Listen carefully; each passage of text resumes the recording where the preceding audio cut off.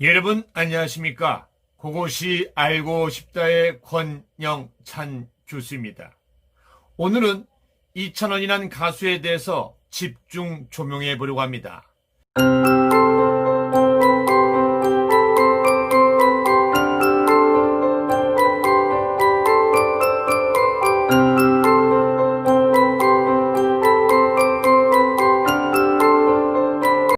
그래도 부족하지만 여러분들이 구독과 좋아요를 눌러서 8주 만에 7만을 넘게 됐습니다.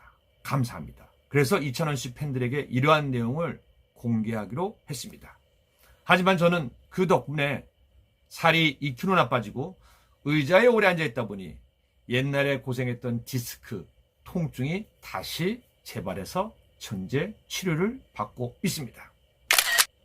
물론 그 가수들의 찐팬 중에도 유튜브가 있기에 수익에는 상관없이 자신의 가수를 보여주고 홍보하기 위해서도 이 방법을 쓰는 경우가 종종 있습니다. 훌륭한 팬들입니다. 그런데 말입니다. 우리 제작진은 아주 깜짝 놀라고 뒤로 자빠지는 경험을 하게 됩니다. 사실은 어제 이 방송을 보내드리려 하다가 사랑의 콜센터가 새롭게 몇 번의 시도 끝에 올린 이찬원과 유성은의 이제는, 그리고 이찬원의 떠나는 이마가 과연 저작권을 제대로 걸어놨을까 궁금해지기 시작했습니다.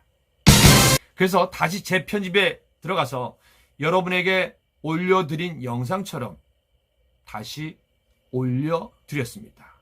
저는 한번 궁금하면 참지를 못하고 그 일이 해결될 때까지 잠을 못 자는 성격이기 때문입니다.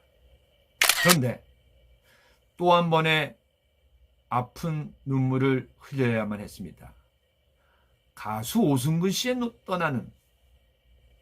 그런데 또 한 번의 눈물을 흘려야 했습니다. 가수 오승근 씨의 떠나는 이 말을 부른 이찬원의 노래가 이런 몇 번의 시도 끝에도 결국 사랑의 콜센터가 저작권을 가지고 가지 못했다는 것입니다. 화가 났습니다.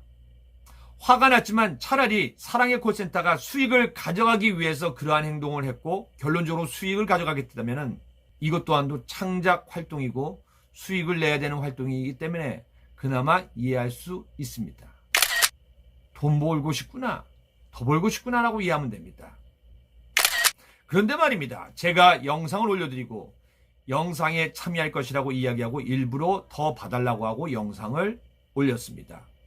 이 영상을 방송에 내보내기 위해서입니다. 그런데 이찬원이 부른 오승근의 떠나는 니마와 이찬원, 이성은의 이제는이 그 이전이나 지금이나 저작권은 사랑의 콜센터가 가져가는 것이 아니라 작사가와 작곡가가 가져가게 된다는 것을 알았습니다. 몇 번의 시도 끝에 저작권을 가져가려고 노력했지만 결국 오래된 노래이기 때문에 성공하지 못한 것입니다. 여기서 중요한 사실이 있습니다. 그렇다면 이찬원의 팬들이 만들어준 그 수많은 조회수와 댓글은 누구로부터 보상받고 어디 가서 찾아와야 할까요? 저와 제작진은 가슴이 먹먹해지는 순간입니다. 그렇다면 여기서 여러분들은 내가 누른 조회수가 우리 가수한테는 안 가나요? 궁금할 겁니다. 사랑의 콜센터에 출연할 때 받는 출연료가 가창료, 즉 노래를 부르는 곡에 대한 대가가 되는 것입니다. 그리고 음원이 발매가 되면 아주 작은 부분을 역시 가창료로 공유하게 됩니다.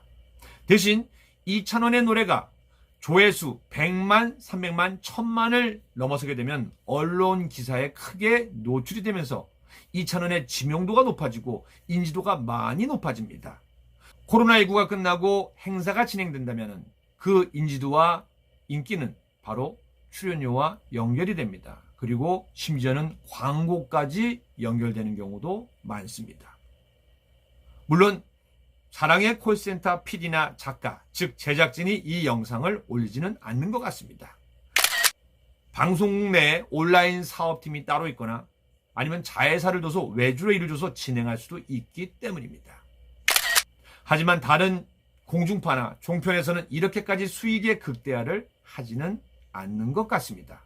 왜냐하면 이러한 인기도 다 시청자가 만들어줬기 때문에 시청자들에게 어느 정도 즐거움을 주기 위해서 하는 작은 배려로 큰 저작권에 대한 침해가 없다면 어느 정도 공유를 해주기 때문입니다.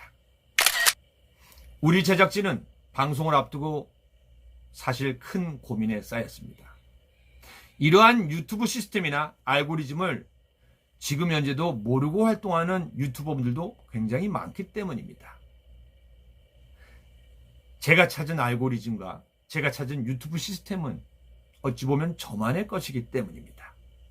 또 다른 유튜버는 나의 동업자이자 경쟁자가 될 수도 있기 때문입니다. 하지만 이찬원 씨의 많은 팬들이 이유를 알아달라고 요청이 왔고 저는 이찬원과 김희재의 삼촌으로 활동하고 있기에 이 사실을 공개하기로 결정했습니다. 이것보다 작은 수익보다 더 중요한 것은 바로 가수 이찬원의 인격과 그리고 팬들의 이찬원의 노래를 듣고 싶은 열망이 더 중요하기 때문입니다. 참고적으로 여러분들을 위해서 여러 전문가들과의 통화를 3시간 동안 8분과 시도를 했습니다. 그 중에 3분과 통화를 하고 또 2분도 통화를 했지만서도 오프도 레코드를 하기로 해서 그분들의 이름은 빼겠습니다. 대역을 통해서 그분들의 얘기를 직접 들어보겠습니다. 안녕하세요. 독도는 우리 땅을 부른 가수 정광태입니다. 영찬이 이놈이 아침부터 괴롭히는데 저는 지금 울릉도에 와 있습니다. 오늘도 여기는 그게 비가 많이 오지 않습니다. 오늘도 독도에 들어가기 위해서 왔는데요. 제가 이제 옛날에 연예인 제작협회 일을 했는데 영찬이 이놈이 저랑 30년 지기 동생이고 후배예요. 또 이놈이 얼마 전에 방송을 하나 접어져서 제가 알고 있는 걸 얘기한다면은 얘기를 다 들어보니까 저는 몰라요. 그래서 제가 영찬이한테 그랬어요. 그거는 한국저작권협회 전화하면은 알려줄 수도 있어. 그리고 중요한 건 영찬아, 노래는 말이야. 그 가수한테 형 노래를 보니까 저작권료가 50년 가더라고. 그것만 알고 있어. 그러니까 내가 부른 노래는 50년 동안 가는 거고 그 작사 작곡가한테 50년 이상 가는 거야. 그리고 영찬아, 임마 방송 좀 잡아봐. 코로나19가 아무리 심각해도 방송하는 애들은 하잖아. 너만 방송하지 말고. 독도는 우리 땅입니다. 독도 우리 거예요. 이찬원은 뽕필 국뽕 가수입니다. 정광태 많이 사랑해주세요. 안녕하세요. 가수 래피입니다. 영찬이 형 그때 불교 방송에서 만나서요. 한 20년 넘었습니다. 아니 엊그저께 시작했는데 나는 구독자가 36,000인데 나를 넘어섰네. 7만이네요. 형님 부럽습니다. 근데 형님 이게 싸이의 강남스타일 같은 경우는요 아예 못 쓰게 돼 있습니다.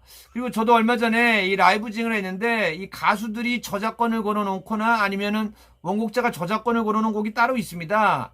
그런 곡들은 쓰지 못하고요. 근데 보통 이제 작사 작곡가들이 다른 사람들이 많이 부르면 자기도 좋은 거니까 풀어놓는 경우가 있습니다. 그 경우에도 원곡자 그러니까 가수 말고요 작사 작곡가들한테 다 가게 돼 있습니다. 그리고 그 TV조선의 사랑의 콜센터나 뽕숭악당 영상을 쓰잖아요. 그건 그 나머지는 전부 방송국으로 가는 겁니다. KBS 악인전 제가 얼마 전에 김호중이 방송해 주려고 썼다가요 경고장 날라왔습니다. 잘하려고 했는데 경고장을 주고 난리야. 네, DJ 래피입니다. 제 방송 많이 들어주세요. 래피 영찬이 형 7만 부럽습니다. 안녕하세요. DK 소울 김동기입니다. 드라마 제왕 아세요? OST 드라마 제왕. 제가 제일 잘 나갔었는데 영탁이 나오는 바람에 저 걱정하지 마세요. 영탁이 안동 직속 선배입니다. 저는 영탁이 탁이 잘 되는 거 좋아합니다. 얼마 전에도 탁이랑 통화했습니다. 탁아 더 열심히 해. 화이팅. 형은 너 믿는다. 자식. 근데 영찬이 형 말이 다 맞습니다. 제가 듣다가요 설명 듣고 예 맞습니다 형님. 그거 맞습니다. 형님이 저보다 잘하는데 왜 전화하셨어요? 사실은 모든 곡은요 가수 원곡자 그러니까 작사 작곡가가 가져갑니다. 그리고 이제 가수들은 저 같은 가수들은요 드라마 가서 OST 부르더라도 뭐 인기가 많은 원곡료에 플러스 가창료를 많이 받습니다. 거기에 인센티브도 받습니다. 근데 보통 이제 제 끝 같은 경우에는요 가창료를 조금만 주고 인센티브도 조금밖에 안 주더라고요. 아, 나도 사랑의 콜센터 나가려고 했는데 KBS 옛날에 저 오디션 나갔다가 상처가 있고 트라우마가 나와서 안 나갔는데 좀 후회가 되긴 한데요. 조만간에 제 콘서트 하니까 DK 소울 김동규 콘서트 많이 사랑해 주십시오. 저 영탁이 직속 선배입니다.